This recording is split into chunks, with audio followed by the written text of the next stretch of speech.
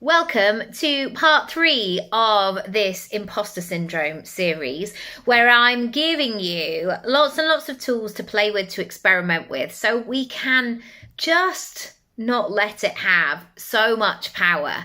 And I think it's taking up so much space in these conversations. And actually, you and I have both got bigger fish to fry.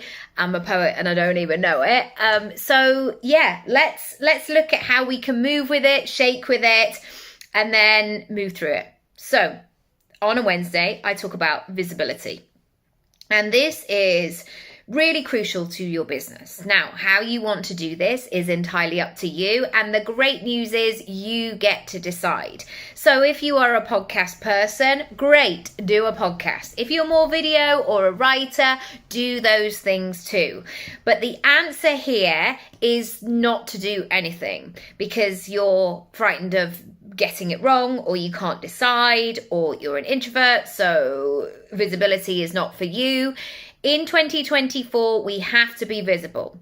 Nobody can just put your name into Google and find you immediately. There has to be some kind of connection. The internet is too busy. So knowing those things and knowing that visibility has to be part in some shape or form of your brand, we have to find ways to work with it. And I've got 5 things for you to try today to make friends with it and move through it and do this on your terms.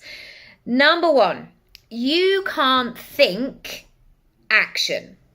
As in, you can write the most glorious Excel spreadsheet of all your content ideas, get everything out of your head into a spreadsheet.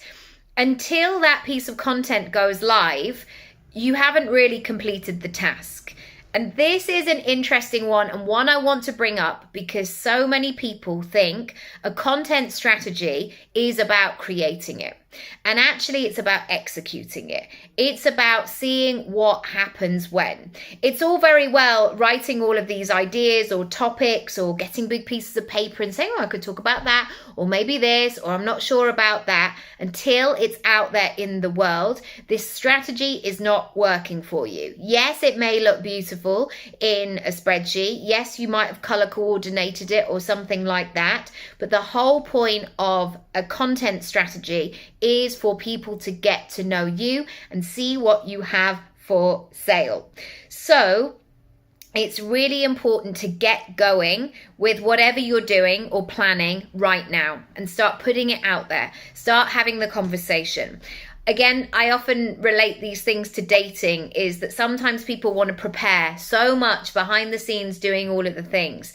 And actually, the first thing you probably need to do is to start talking to people. And it's the bit, I get it, that people don't want to do. Like, oh no, I'd rather just do all of this other stuff over here.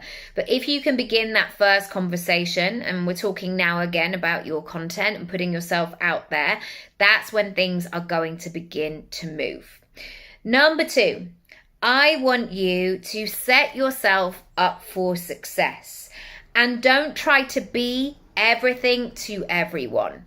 And we get an opportunity here to have a voice and to use that voice in so many different ways. However, you have to be very intentional about why you are on social media. And I know for me that I am moving much more towards it being social and me seeing other people's things. But more importantly, it's about business for me. And I've really made that effort this year that I want to have more in-person interactions. I want to be offline more. I don't want to be staring at my phone the whole time. And so the time that I have online, I'm being very intentional with it. Why am I here? What am I doing? What is the purpose of this? And also, again, we can try and talk to everybody because we want to be inclusive. But what can happen sometimes is we're trying so hard to be inclusive and to second guess how people are going to receive something, or being frightened of being cancelled or something like that. And again, you'll have your own ways of doing this. Obviously, you don't want to get to a point where it's like, I don't know, I'll just say it. You don't want to do that either. But really setting yourself up for success, and figuring out your purpose, your messaging, who you're going to be really great for, and doing that will allow yourself not to feel like you're being diluted and everything being a bit lukewarm and you're not really sure where to position yourself. Take a stand. And I remember years ago, a director said this to the whole class. This is why we were training. When you go to a script or when you go into a room, make a decision, make a choice. And that has always stuck with me, because if you're trying to second guess everything the whole time and you're a bit wishy-washy and it's like, well, I'm not sure if I'm this or I'm that, it's confusing for an audience. So you can absolutely make a choice. And if it's the wrong choice for you, you can choose it and change it and choose again. Number 3, rehearsal and practice. We put so many big expectations on ourselves, and we forget that actually it's okay to be a beginner. It's okay to practice. It's okay to get it wrong. And there's so much emphasis on you've got this, or go in and nail it. And sometimes we can't go into rooms and nail something if we are not at a point where we can nail it. So what I want to say is, instead of just saying to yourself, right, go on, you can do this, this is going to be great, just do it anyway, feel the fear. When I'm doing that, I always ask myself, is there more work to be done here? Am I prepared for this? Are there gaps in whatever it is that I'm trying to present? Do I need to practice this a lot more at home? And if the answer is yes, do it. That is a whole part of the process. And when I've worked with people on my Speak Up course, is that they're almost disappointed the first time, where they're like, I mean, they do their first speaking gig and they're like, yeah, most of it was good, but like I did this and this went wrong, and then my slides got stuck.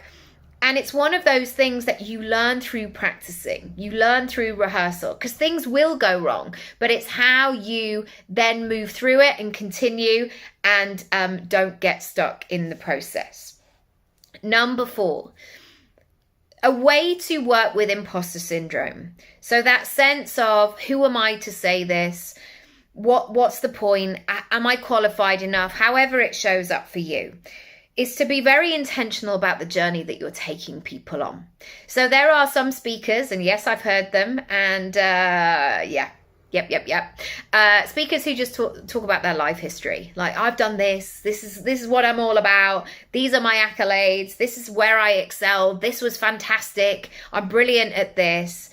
And if you're somebody who is feeling all the feels, and the thought of going on stage and talking about yourself and how great you are, flip it around. Talk about the journey, or plan out the journey you want to take the audience on. So imagine they're coming into you. Where do you want them to start? What is the middle? And what's the end? And as soon as you make it about the audience instead of about you, the imposter syndrome starts to move away, because you're too busy in that moment of, right, I'm going to lead the way here. We're going to do this. I've got you. I'm supporting you. I'm connected.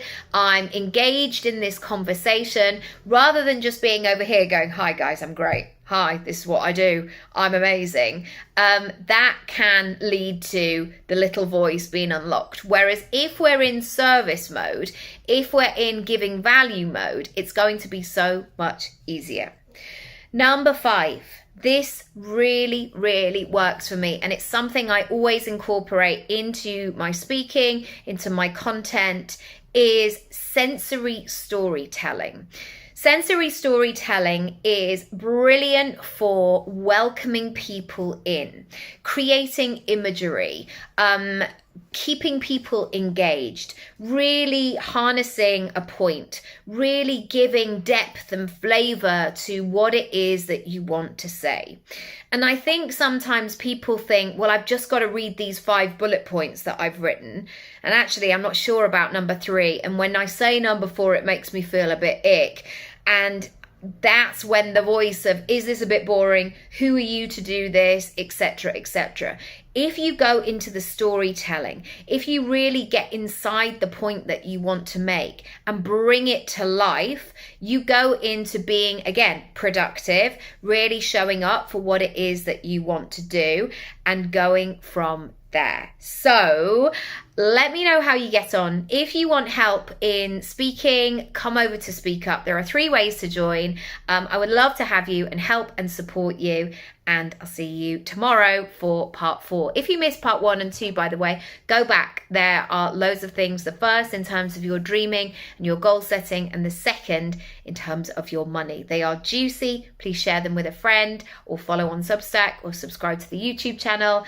I would absolutely love that. Lots of love. Bye.